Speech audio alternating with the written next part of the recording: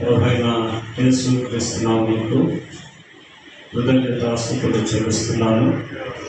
ఇలా చేరిన మీ అందరికీ ప్రత్యేకమైనటువంటి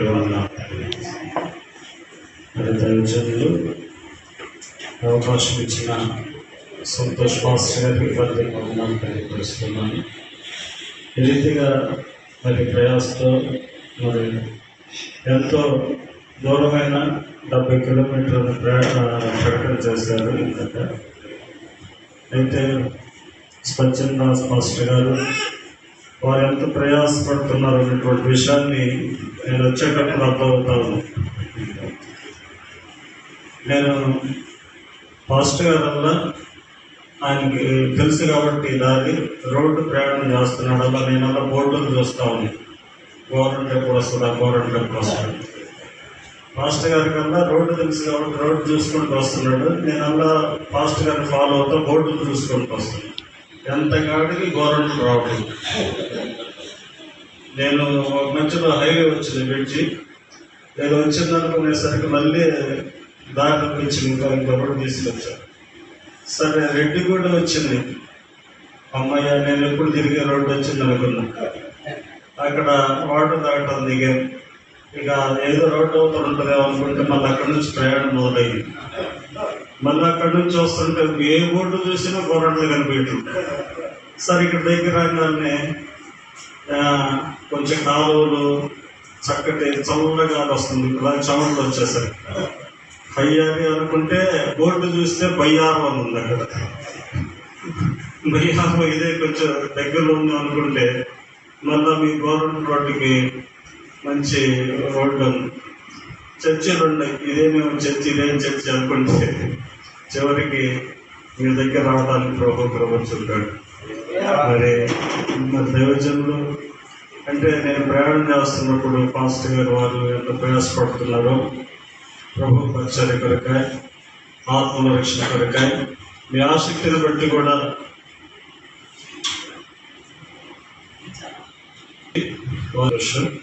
మరి వారు ప్రయాసం చేస్తున్నటువంటి పరిచర్య మీతో పాలుపరుస్తున్నాయి. మిమ్మల్ని బలపరచడానికి వారు పడుతున్న ప్రయాసం బట్టి వారికి ప్రత్యేకమైన ఈ సమయంలో మరి కారంపూడిలో చింతలపల్లిలో చేస్తున్న పరిచర్యలు చేస్తున్నటువంటి దైవజనులు జాషువా గారికి ప్రత్యేకమైన తెలియపరుస్తుంది. ఆయన చింతలపల్లి నా 2 చింతలు ఇద్దరం గొప్పలు బండి మీద అనుకున్నాను. మీరు ఇప్పుడే మేము ఇప్పుడు అన్నట్లుగా చక్కగా వచ్చాం. మంచి ఖుషిగా ఉన్నారు, చాలా సంతోషం, హుషారుగా ఉన్నారు. దేవుని వాక్యం వినటానికి చాలా సంతోషం. ప్రియమైనటువంటి వలన ఈ సమయమున దేవుని వాక్యాన్ని విందాము. చాలా జాగ్రత్తగా కొన్ని విషయాలను మనం జ్ఞాపకం చేసుకొని ముందుకు కొనసాగదాము. గలతీయులకు రాసిన పత్రికను జ్ఞాపకం చేసుకుందాం. అది నాకు ఇవ్వబడిన సమయంలో నేను ముగిస్తాను కాబట్టి మీరందరూ జాగ్రత్తగా ఉండాలని ప్రభు పేరిట మనవి చేస్తున్నాం. గలతీయులకు రాసిన పత్రిక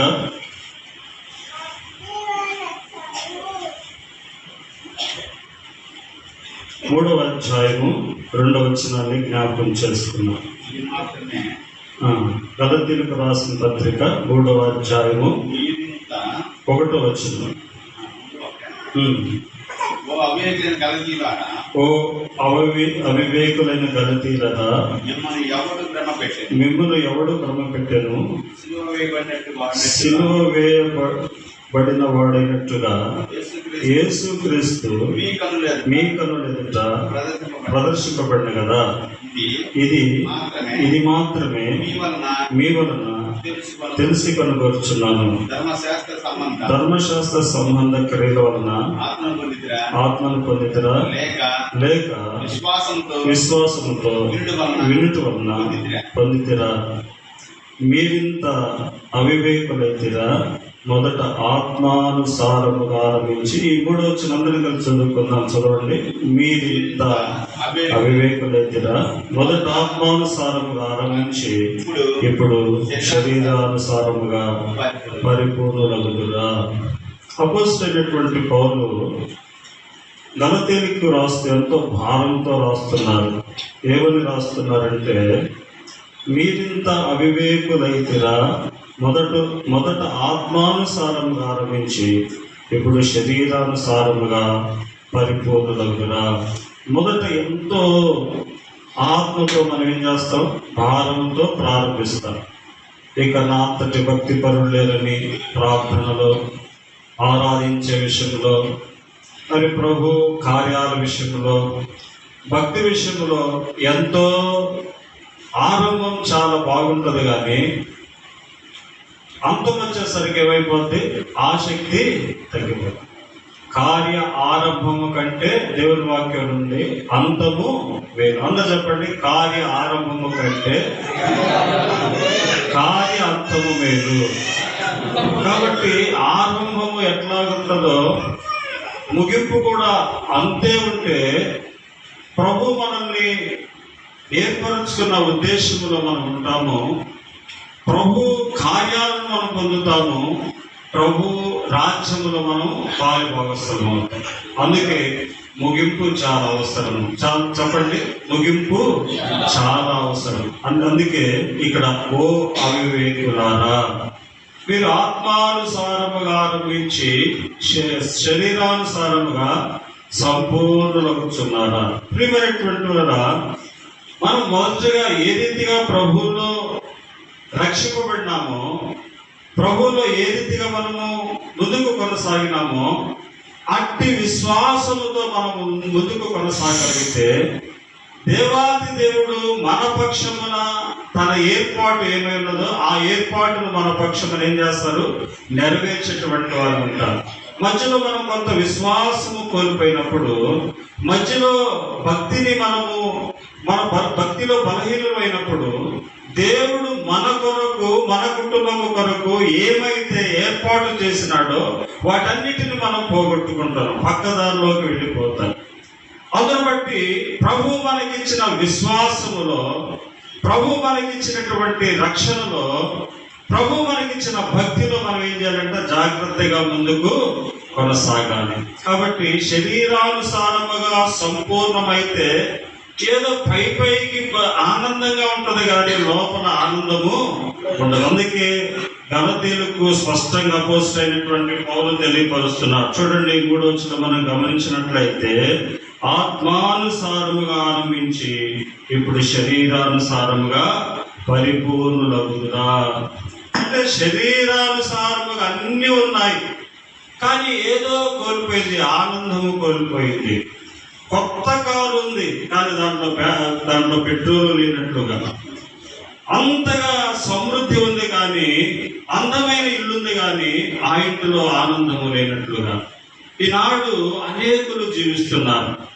కారణం ఏంటంటే అవివేకము. చెప్పండి, అందరూ చెప్పండి, ఏంటంట అవివేకము. కాబట్టి ప్రియమైనటువంటి శరీరానుసారంగా మనం సంపాదించుకోవాల్సినటువంటి వాళ్ళని సంపాదించుకున్నాం, కానీ తృప్తి లేనటువంటి వారిగా జీవిస్తున్నాం. ఏదో అరాకొరగా జీవిస్తున్నాం, నెమ్మది లేనటువంటి వారిగా జీవిస్తున్నాం. కాబట్టి అలాంటి ఏదైతే కోల్పోయామో అటు నెమ్మదిని మనం పొందడానికి కొరకాయ ప్రభు ఈ ప్రత్యేకమైన పురుషుల కూడికను ఏర్పాటు చేసినటువంటి వారు ఉంటున్నారు. బైబిల్ గ్రంథంలో ఒక వ్యక్తిని చూపిస్తాను. ఆ వ్యక్తి ఆత్మానుసారంగా ప్రారంభించినాడు. తన జీవితం ఎంత అద్భుతముగా ప్రభు సన్నిధిలో గడిపినాడో అంతగా తాను శరీరానుసారంగా తన ఆ ముగింపు తనను తాను, తన బిడ్డలను శపించుకునేటువంటి స్థితికి వచ్చాడు. జాగ్రత్తగా గమనిద్దాము. ఇది మన కుటుంబాలకు చాలా అవసరం, మన కుటుంబాలకు చాలా అవసరం. అందరూ ఒక్కసారి ఒక చిన్న పాట పాడుకున్నాం. హల్లెలూయా స్తుతి మహిమా ఎల్లప్పుడు దేవుని స్తుతించెదన్. అందరూ కలిసి హల్లెలూయా చప్పట్లు.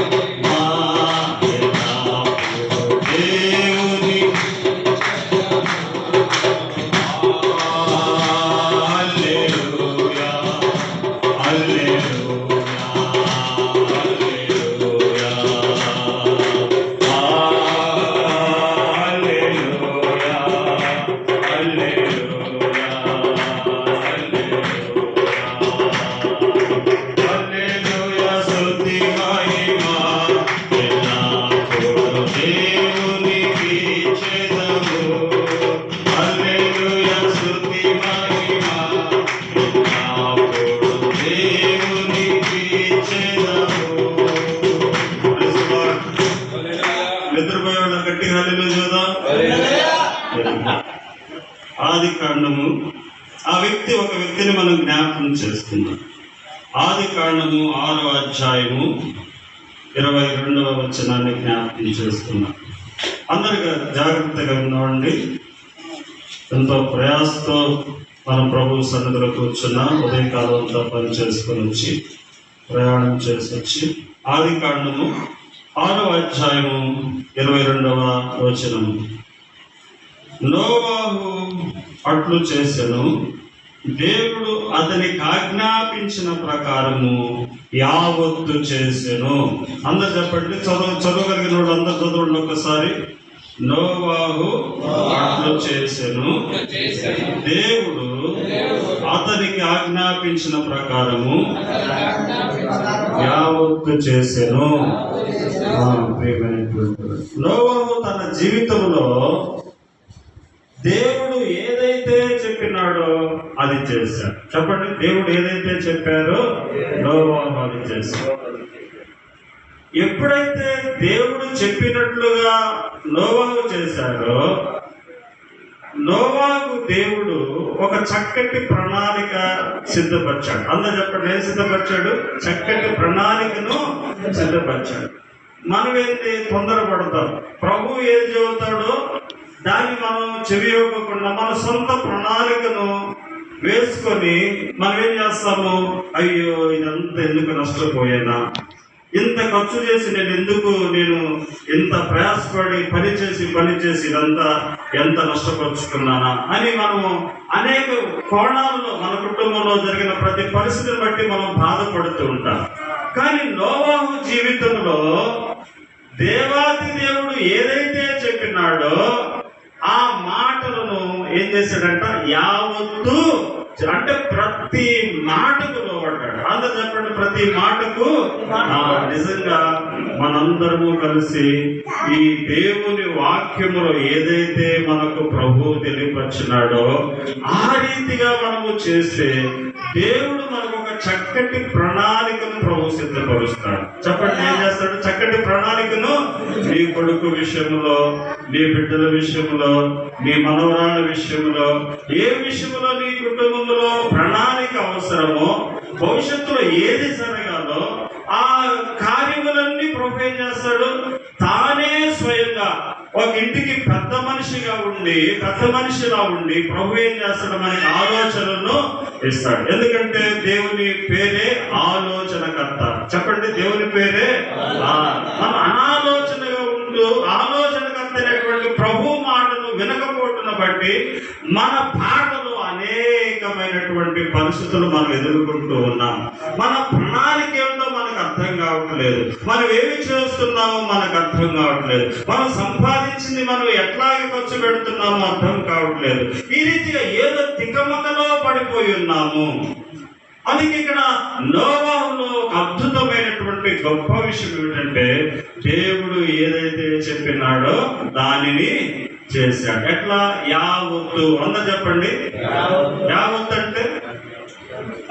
అంటే ప్రతిదీ ఒక చిన్న, అంటే ఎదురు మాట్లాడలేదన్నమాట.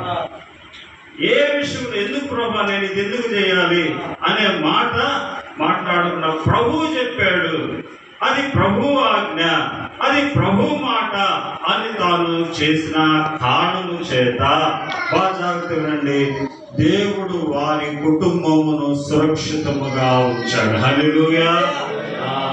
ముందున్నటువంటి దినాల్లో భయంకరమైనటువంటి జల ప్రళయం రాబోతుంది. ఎన్ని దినాలండి? మనకు తెలుసు ఎన్ని దినాలు? 40 రాత్రులు 40 ప్రచండమైనటువంటి జల ప్రళయం రాబోతుంది. దానిలో ఆ ప్రళయంలో వారి కుటుంబమును దేవుడు ఏం చేశాడు? కాపాడటానికి ఒక చక్కటి ప్రణాళికను సిద్ధపరిచి ఓడలో ఉంచాడు. అంటే చూడండి, ప్రభు మాటలో ఎంత గొప్పతనం ఉందో. అవును కదండి? జల ప్రళయంలో ఎవరైతే ప్రభు మాట వినలేదో వారంతా ఏమైపోయారంటే మునిగిపోయారు. చెప్పండి, ఏమైపోయారు?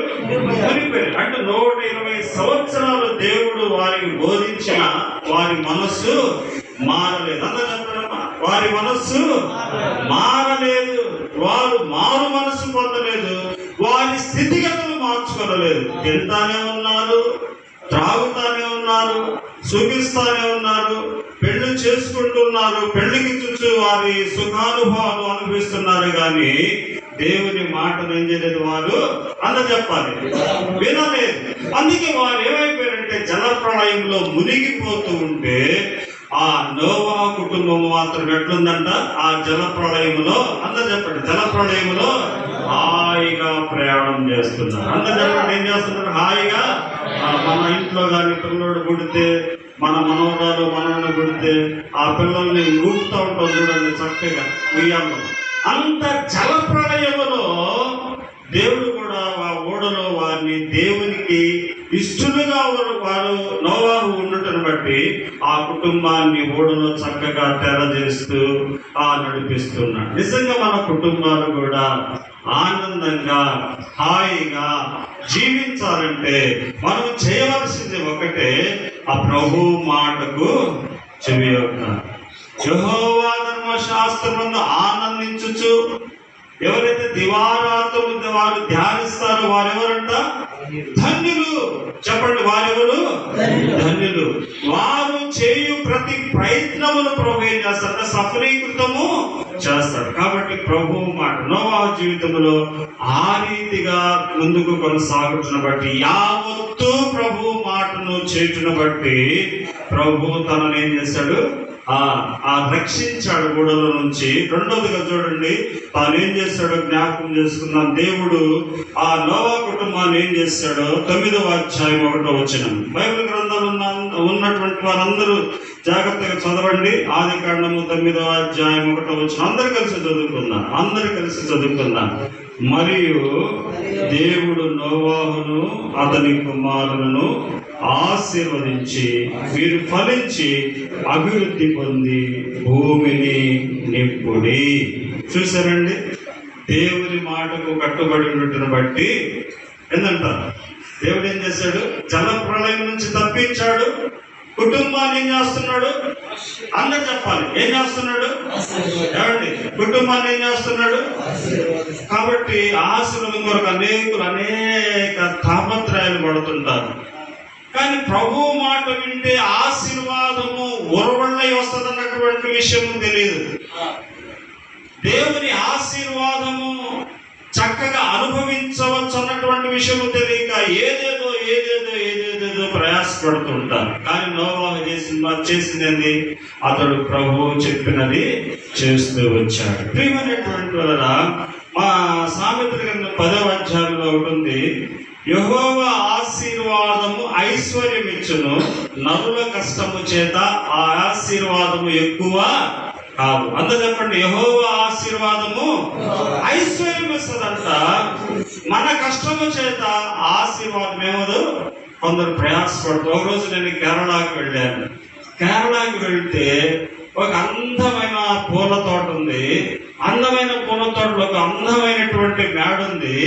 అందమైనటువంటి మేడలో కిటికీలు ఇట్లా ఉన్నాయి. కిటికీలు పెద్ద డాబా కిటికీలు ఉంటే దాంట్లో చూసినప్పుడు అందరూ అంత తిక్కలుగా ఉన్నారు. వాడు పిచ్చోళ్ళు కూడా కాదు. తర్వాత అక్కడ నాతో వచ్చినటువంటి ఆ పెద్ద ఆయన అడిగితే, ఏంటండి అంటే, ఇది వీడు ఫలానా డాక్టర్ గారి కూతురు, ఫలానా ఇంజనీర్ కొడుకు, ఫలానా వాళ్ళు, ఫలానా ఆస్తివంతులు బిడ్డలు అని చెబుతున్నారు. అయితే మరి అంత గొప్ప వారు ఇక్కడ ఉన్నారంటే వీరికి చదివి ఏమొచ్చిందంట? ఏమొచ్చింది? మెంటలు వచ్చింది. చెప్పండి, ఏమొచ్చింది? డబ్బు ఉంది, అధికారం ఉంది, అన్ని ఉన్నాయి. కానీ ఆ బిడ్డల్ని ఎక్కడో ఊరు చివర ఒక గదుల్లో ఉంచారు. ఒక్కొక్కళ్ళు పిచ్చి కేకలేస్తున్నారు. అందరు అందంగా ఉన్నారు, చక్కగా యవనస్తులు. కానీ పిల్లలు ఎట్లున్నారంట? అంత అజ్ఞానమైనటువంటి స్థితిలో కేకలు వేస్తా, సొంగ కాచుకుంటా పిచ్చిగా ఉన్నారు. చూడటానికి అందంగా ఉన్నారు. కానీ ధనం ఉంది, కానీ ఏం లేదు, ఆశీర్వాదం లేదు, జ్ఞానము లేదు. మన ప్రభు ఎవరైనారు? అతిశయించువాడు ప్రభువు నన్ను అతిశయించాలి. ఆయన ఏమైనాడు? మనకు పరిశుద్ధతయు జ్ఞానమును విమోచనను నీతి అయి ఉన్నాడు. కాబట్టి ప్రియమైనటువంటి మన జీవితంలో ప్రభు ఆశీర్వాదము కొరకు మనము పాటుపడాలి. అంత చెప్పండి, ఎవరి కొరకు పాటుపడాలి? ప్రభు ఆశీర్వాదం. మరి నోవాహు దేవుని ద్వారా ఆశీర్వదింపబడుతూ తన కుమారులు కూడా ఆశీర్వదించేటట్లుగా దేవుని సన్నిధిలో జీవించాడు. మన జీవితంలో కూడా ప్రభువుకి ఇష్టలుగా జీవిస్తే మన బిడ్డల విషయంలో ప్రభువే ఆశీర్వదిస్తాడు. హల్లెలూయా. నా బిడ్డ ఏమైపోతాడా, నా పిల్ల ఏమైపోద్దా, మరి అక్కడ వాళ్ళ కాపురాలు ఎట్లుంటాయా, మరి ఊరుగారి ఊర్లో పంపిస్తున్నాను, నా బిడ్డని ఎక్కడో ఎక్కడో తెలియని ప్రదేశంలో పంపిస్తున్నాను అనేటువంటి భయం ఉంటుంది. మనం ఎప్పుడైతే దేవుని మాట వినమో మనకి ఏదో తెలియని భయం ఉంటుంది. మనం ఎప్పుడైతే దేవుని మాట విని దేవుని చిత్తాన్ని నెరవేరుస్తామో వారు ఎక్కడ ఉన్నప్పటికీ దేవుడు ఏం చేస్తాడు? సురక్షితముగా ఉంచుతాడు. హల్లెలూయా. కాబట్టి ప్రియమైనటువంటి వల్ల నోవాహు జీవితంలో అంతగా ప్రభువుకి ఇష్టడుగా ఉండబట్టి దేవుని ద్వారా తన కుటుంబము దీవించబడేటట్లుగా చేసుకున్నాడు. హల్లెలూయా. మరి నువ్వు ఏ రీతిగా ప్రయాసపడుతున్నావు? ఏమండి, దేవుని సన్నిధికి నువ్వు వచ్చే విషయంలో ప్రయాసపడుతున్నావా, లేక దేవుని సన్నిధిని విడిచి ఏదో నీ కుటుంబం కొరకు ప్రయాసపడుతున్నావా? ఒకసారి జ్ఞాపకం చేస్తూ దేవుని కాదని నీవు ప్రయాసపడితే దానివల్ల సంపాదన ఉండొచ్చు కానీ సమాధానం ఉండదు. చెప్పండి, ఏముండదు? సమాధానం ఉండదు. కాబట్టి మనకి సంపాదన అవసరమే. ఆ సంపాదన దేనితో అవసరము? ప్రభు సన్నిధితో మనము ఆ సంపాదన ఉన్నప్పుడు ఆ సంపాదన ఏ రీతిగా మనం సార్థకము చేసుకోవాలో దేవుడు మనకి ఏమిస్తాడు? జ్ఞానమును ఇస్తాడు. అందరూ ఎప్పుడు ఏమిస్తాడు? జ్ఞానమును ఇస్తాడు. ప్రియమైనటువంటి వాళ్ళ మన జీవితంలో మనం